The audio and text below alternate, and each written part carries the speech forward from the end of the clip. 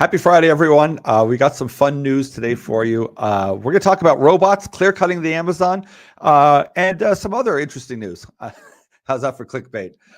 Let's start in with the story about the Amazon, because that one I find it entertaining, and we've luckily we've gone past a lot of political things here in Canada this last week, as dramatic as it was, and everyone's kind of shaking their head, and we can let some of that go, and we can focus on, hopefully there's a plan to help stimulate Canada, to drive the economy, to get some foreign investment.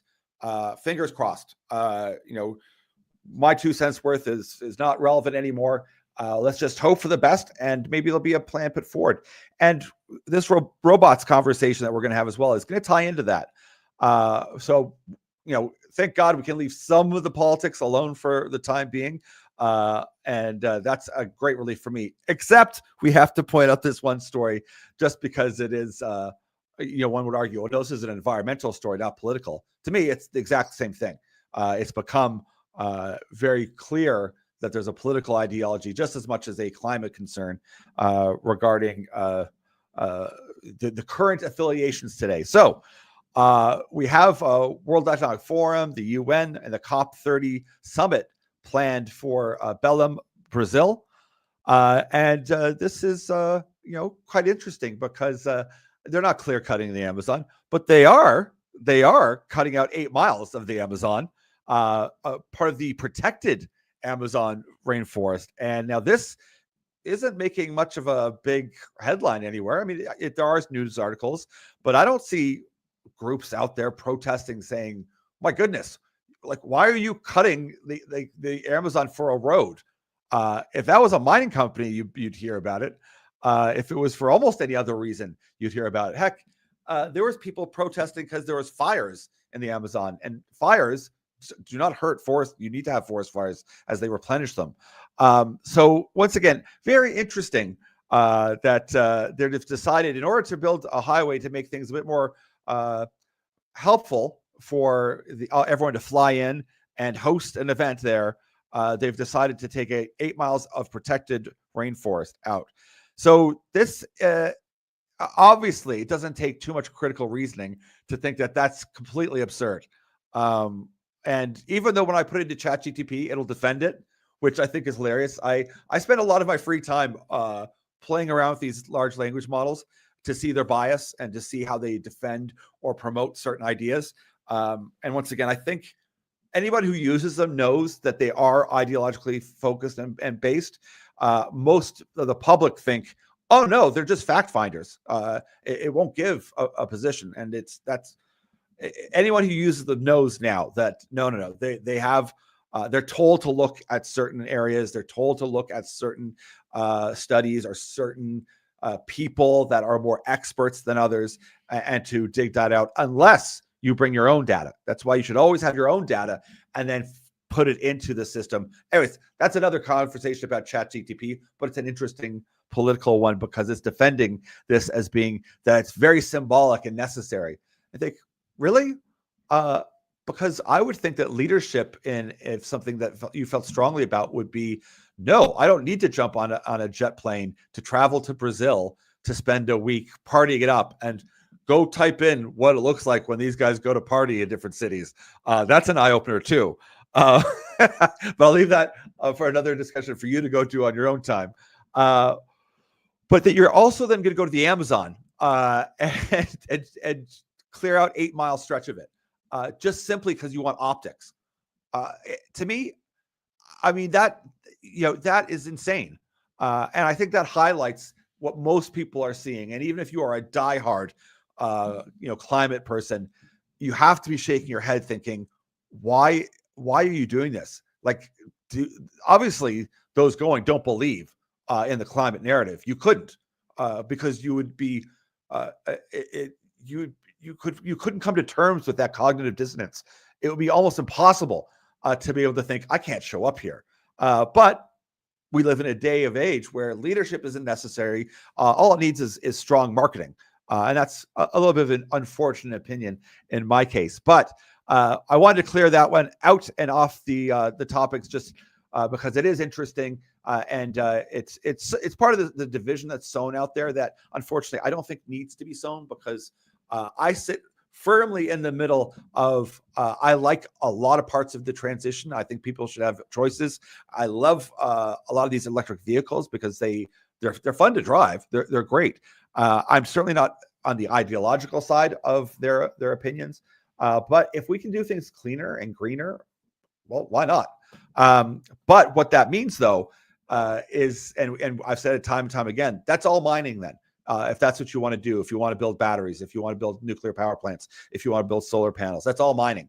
And we've talked a little bit about the robot thing before, but I wanted to highlight because it's in China, an article that shows a company, I think they're called Sherry or Cherry. They decided to pull out some robots to help, called More9, to sell some of their cars. So for a big opening for them, and there's a big media event at the Shanghai Auto Show in Cherry's home city of Wuhu or Wuyu. But very interesting. I mean, these things are very cool. Attract all the guests, and walked around. Very cool. They looked pretty wild, and they really kind of highlighted both things. We've got electric cars, but also that the market is huge. Assistance, like assisted living, or just like a butler or someone at home to help.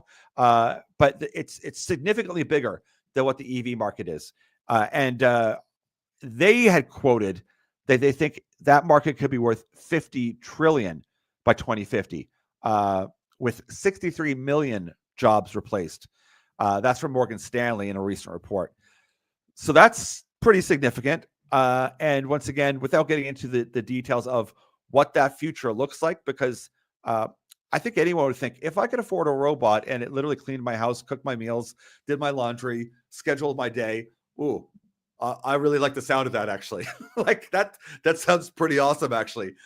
Did all those menial tasks I don't want to do, and assuming, let's say, it's affordable. It won't be at first, of course, like all technology, but in 5 or 10 years, who knows? That's awesome. I won't even delve into the AI factor or what the chip is running on. And when these, as we know, you can circumvent, say, things like cell phones. We've seen Palantir do that. What would it look like if your robot could be circumvented and maybe work against you? Listen, we're years away from worrying about that ethical dilemma, but robots are coming. I think that's the message no matter what. And that future depends, it's converging on a whole bunch of things, as we all know. And if we just talk about the robot issue and we leave out infrastructure, we leave out AI and data storage centers that are requiring all the energy and everything else, we remove the clean energy discussion. We say, let's not even talk about the EVs. Let's just talk about the robots. We've got an article that we're putting out. And it's a guesstimation. I mean, it's pretty early stages, but I'll pick out a couple of things here and just kind of say, like, so copper, just for the robot, we know it's in a battery for an EV, but for copper, for the wiring, the motors, the sensors, the cooling system, you're gonna need anywhere from like 25 to 60 kilograms of copper per robot. Nickel, cathodes in the lithium ion batteries, you're gonna need anywhere from 1 to 4 kilograms. That goes without saying. You're going to need that high-grade phosphoric acid as well for life batteries. We've mentioned that life batteries are the main battery right now of choice for most EVs. They're probably more than likely going into these robots as well. You'll need the graphite for the anode. You'll need the cobalt for the cathode. That's anywhere from half a kilo to 8 kilos. And then you need titanium, aluminum, rare earths. You need all these things. Rare earth is obviously big in the news right now because it is a sprinkling of secret sauce that you put in, like the seasoning into everything that you can't do without. And just to throw out there, like all these data centers that are going to be built, like they're not even built, they're going to be built and currently being built. That's about 1,000 to 5,000 kilograms per data center, just for wiring and transformers. I know a lot of people think this is the boring stuff, like, oh no, it's just out there.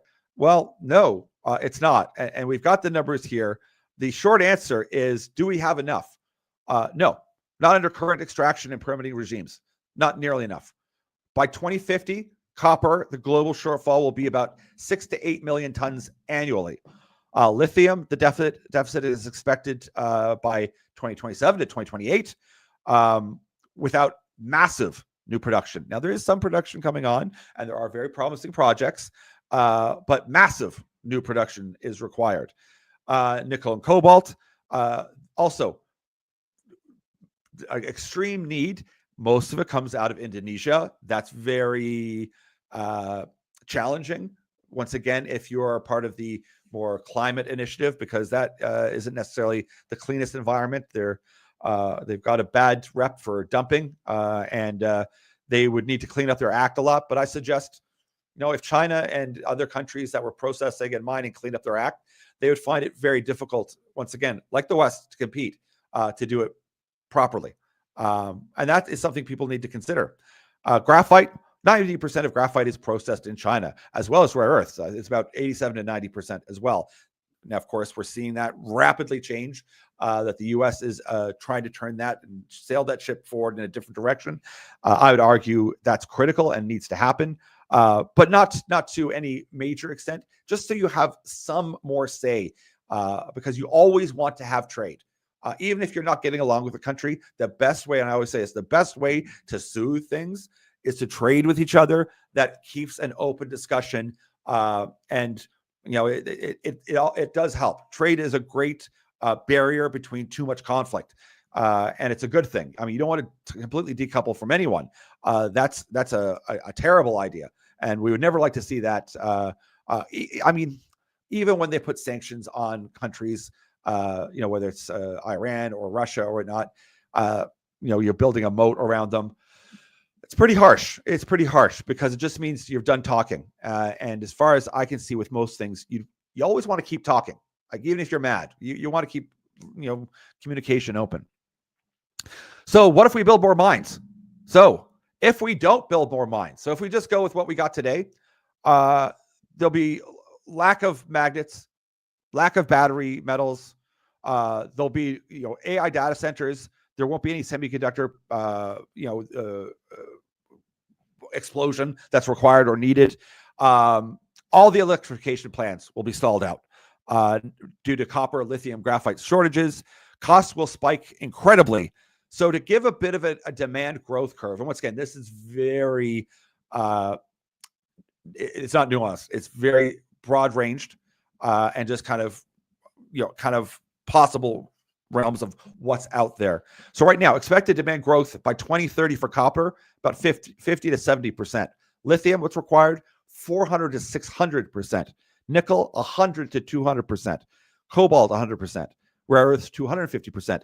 Silver, just for the solar panels, 50 to 75%. So are we on the cusp of a massive industrial shift, where robots will be included, manufacturing will happen, we'll enter this new age, a lot of Internet of Things and AI, convergence of many things, or are we not?